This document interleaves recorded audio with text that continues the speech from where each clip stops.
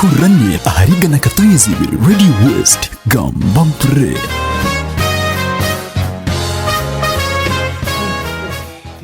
Akahirwa no kwirwa by the way abwo kubanije ubutwe ijo between president hariya nkambugana akaja tate atoka mpona namjanta ntinkani yendo gumemu uyitegereza amana gakakirizo kugarwingana kashi nyoka mba ndiyo mukona zanje nimbategereza umukona mbamerera to kurenga omukona echo nkakigamba nimba ndiyo mukona kandi atambagize ngundi akatembo kari hakona akatembo karyo mukona hati kor kwijana ujiro otor wano tungama of course notekwa kandi wowe nekibari ikitekwa kwemera hati cyaiza kwemera waza kukaho mukona nimba nakuja kwi nambwenu noko yagenzera atyo but of course nabagera ngo wazengera munonga norugaho notunge cya kumaramani noreba kasambya igara kwirukango to musete noje kushanga wa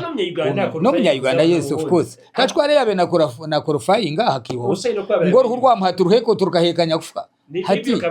nabuza no way because like for example hariho procedure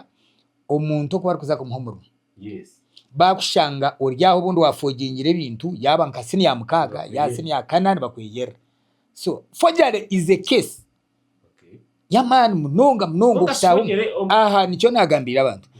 waza kwesimba hati nyo naza kwesimba wanje ni baheta kibaya ya kabiri umunyakayo jampa kibaya ya kabiri umurugaje wodi mbarra city south yakawuyusha hati nani nyenda kwesimba bwa chairman bwa LC1 uko niyo ndukwesimba hati kurga ukaza kwesimba katengeto oyoti nenju yota karara yoga abatakanba mangu toru mutaka wayo tokaterera gakarura polling station ngo bakumanya timazire yo mezi mukaga timazire obo bwiri so ebintu ebyo ndbakumaka burumo na waza hon bagarikana bakwiya guidance ngamba kwezi rukugira MP kano so na organo itimba member parliament cyabo kiri different from local government so ebyite bya roko ibyaroko byine ubukwakuruzo bwinyi munonga mbone munywani wanje nico yagwiremo akija nazo nankora afwe